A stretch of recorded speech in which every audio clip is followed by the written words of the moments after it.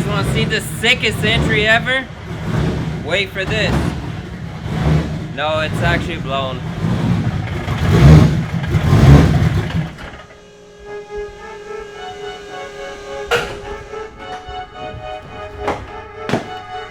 So for the long awaited update, we messed up. So we went and took this car after the last update on YouTube. We promised that we would be taking this car and doing a shakedown, but it happens that we, when I say we, a very broad, we lost the memory card with the footage. So the only video that I have of this car actually doing a shakedown that I had somebody take, I don't even remember who it was, which was at OSW Spring Break about 8 months ago or something like that.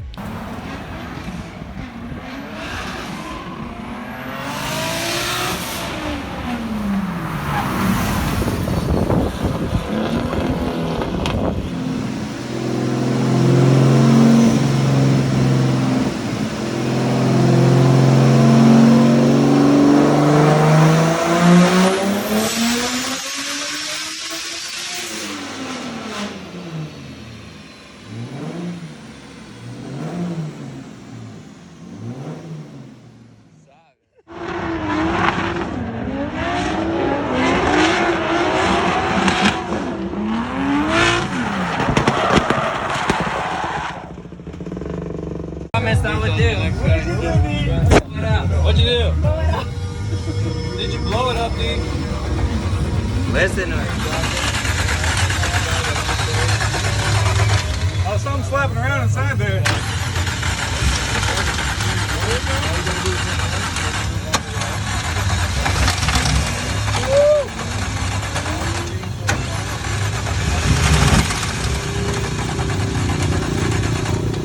That's top end, bro. That's it. So the car has been through many changes on the exterior, as you guys are about to see in a little bit when we drop a little stance video of it being outside. But as far as today, I just want to update you guys on what happened, and I blew this motor. And pretty much we are going to attempt to put another N54, stock N54 back in it again. Try to do things a little bit different. So let's talk about that and I'll explain what happened.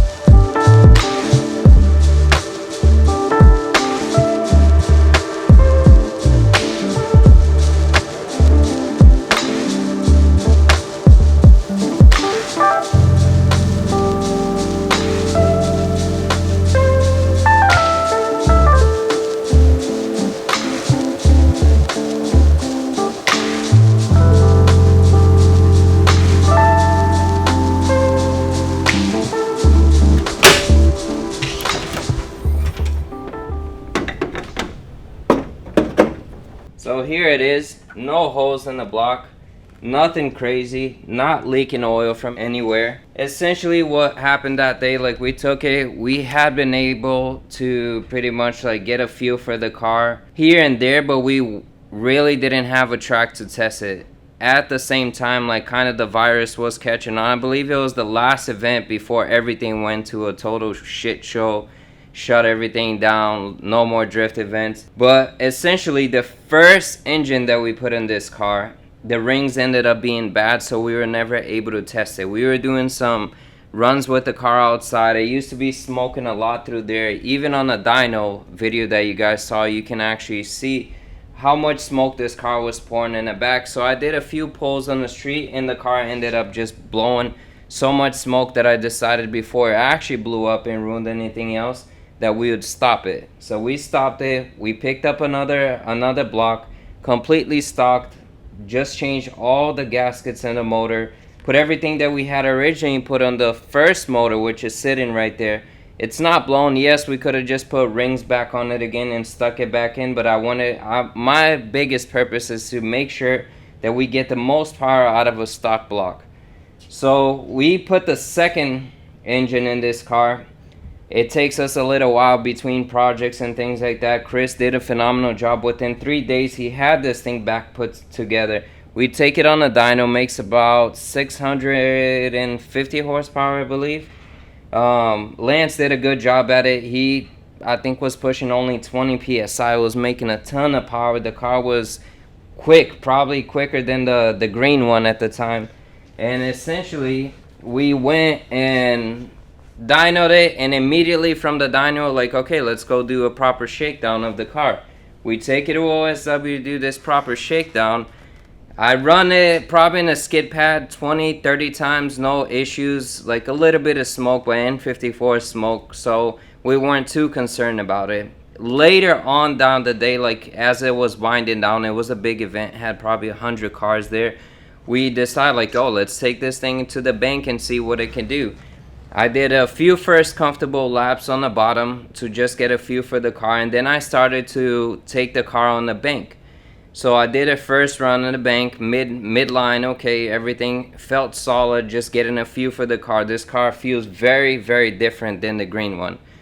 The power level at the time, by being a smaller turbo, spools very quickly. The gear ratios are completely different. I'll be in third and fourth gear instead of being in second and third like how I usually am with my car. It sounds nasty. Everybody was in love with how it was performing, and it was just plowing smoke. So I take it back to the pits, let it cool down for a little bit. It was getting above like probably 220. We let it cool down.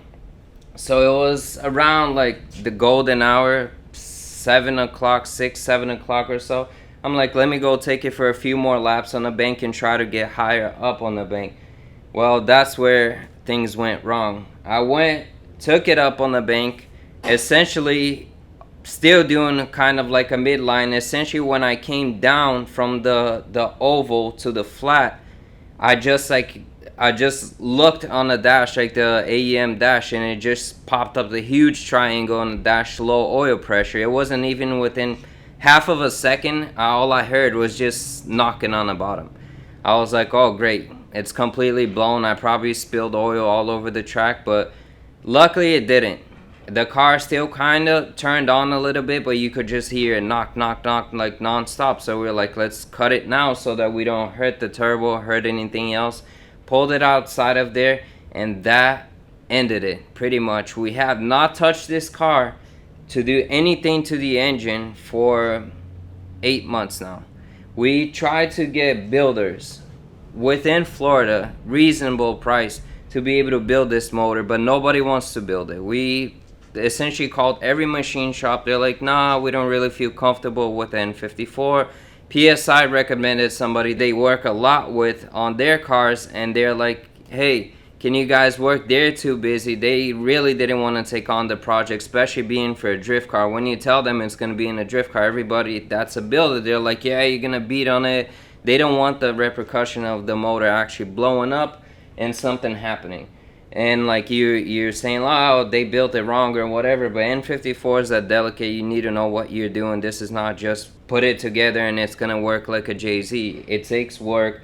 People been building these motors for a long time, but out of state. People that compete in drag have put these motors at 800, 900 horsepower, which it works for them and even some stock ones. So that's what I'm trying to achieve. Trying to keep it simple. Keep it with the port injection, remove the direct injection, kind of keep it the way that it's intended to be so that it can become affordable to people who use this platform instead of the JZ. So now it comes to this phase. The whole car is intended for me to be able to use it for competition, but obviously I haven't been using it because we haven't had the time between doing cars for Formula Drift Pro 1, doing Pro 2 stuff, doing a lot of Pro-Am events, and with the virus, everything being shut down, we kind of had no option but just to kind of put this on the back burner and deal with it later. So here we are again. I bought another N54 from a low mileage car, which is sitting right there next to the other blown one, and we're gonna attempt to do it the way I wanted to do it from the beginning. Continue with its stock, change the gaskets, but what we're doing different this time is that we're gonna add an AccuSump. To keep that oil pressure high, we're gonna keep control it with the ECU. Something that I don't think anybody's ever done in an N54. We do it a lot in the LS cars.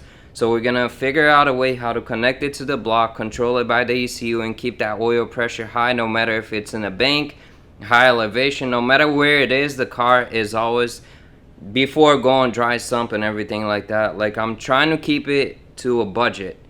So changing the gaskets again, we're gonna add a baffling system inside of that oil pan, because obviously with the JZ, like we encountered this a lot with oil slushing all over the place. It gets to one place, the pickup doesn't help, and then there's no oil, boom, it blows the motor. It could have just been something as simple as that, but we won't know until we actually pull the motor out, open it up, and see if we blew just the bearings, if something is smashed. We won't know until next week when we actually, after FD Seattle, we're gonna pull this motor out, open it up, see what happened, and then do what we need to do. Something we didn't do the first time or the second time is that we did not plug the direct injection ports, which we will be plugging out. We're gonna create some type of CNC block instead of doing it like how Papadakis did, and he inserted the like dial pins or something like that, and it let the head expand, and when it expanded, it pretty much sealed them in. But in this case, what we're gonna do is actually get the head and make ports that can be bolted on from the top, go all the way down to where the head needs to be, so that they don't melt. Every time I post anything about this car, the number one concern is, oh, you're gonna melt the tips of the injectors and it's gonna lose compression. Yes, that is correct, because it just happened to the Corvette last competition round of FD. So we do understand that it's something that we should have done before, but now we actually have the time to do it right.